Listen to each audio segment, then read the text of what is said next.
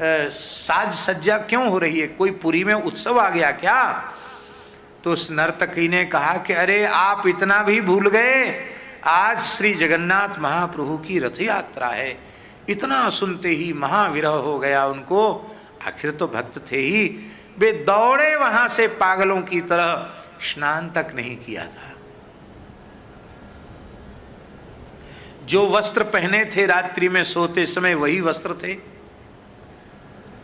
और उन वस्त्रों का उससे स्पर्श न हुआ हो यह भी संभव नहीं था, स्पर्श भी हुआ, और उन्हीं वस्त्रों से वे आए और भूल गए बिल्कुल, और जगन्नाथ जी के रथ पर चढ़ गए। सखा तो है ही। अब अच्छी बातें भले ही समाज में प्रसिद्ध न हो, पर इस प्रकार की कोई घटना घटती है तो रसिक लोग, कौन से रसिक, वो वृंदावन वाले रसिक नहीं, अयोध्या चित्रकूट मिथिला वाले रसिक नहीं, विषय विष रस रसिक, विषय विष रस रसिक। विष कभी रस नहीं हो सकता, पर वो मूर्ख अभागे विषय के विष को ही रस माने बैठे हैं, पर निंदा पर चर्चा में ही सब कुछ मान लेते हैं। कानों कान बात फैल गई, देखो इतना बड़ा भगत बनता है, संत बनता है, देखो क्या दशा हुई उसकी, वहां रात भर कहाँ रहा। ये बात पंडा पुजारियों को ज्ञात हो गई थी, अरे ये आ गया शुद्ध शरीर से चढ़, मारो मारो मारो मारो मारो। बड़ी मार पड़ी बलराम दास जी को, बेहोश हो गए, नीचे गिरा दिया गया। थोड़ी देर में होश आया, आप समुद्र के किनारे चले गए और बोले कोई बात नहीं, हम ठाकुर जी से विमुख हुए, अच्छा हुआ जमराज की मार पड़ती, उससे अच्छा हुआ ब्राह्मणों की मार पड़ गई, अच्छा ही हुआ, कोई बात नहीं है, दुखी नहीं हुए। अब हम जगन्नाथ जी के रथ यात्रा में नहीं जा सकते, तो भाव से तो रथ यात्रा में जा सकते हैं। आपने वहीं समुद्र के किनारे बालू का रथ बनाया, एक जगन्नाथ जी का रथ बनाया, एक बलभद्र महाप्रभु का रथ बनाया, एक सुभद्रा जी का रथ बनाया, और मानसी में बालू का रथ बना करके उसी को दिव्य रथ मान करके श्री बलभद्र महाप्रभु, श्री सुभद्रा जी और श्री जगन्नाथ जी को विराजमान किया।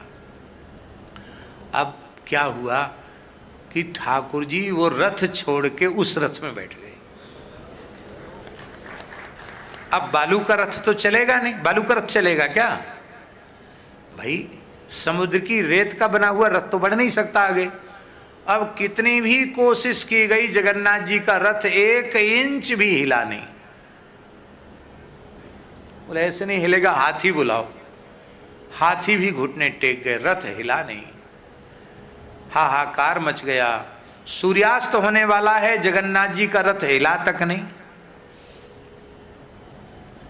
पुरी नरेश गजपति महाराज ने रोते हुए कहा, जय जय, ये परंपरा लुप्त हो जाएगी, क्या कारण है, क्यों आपने ऐसा किया?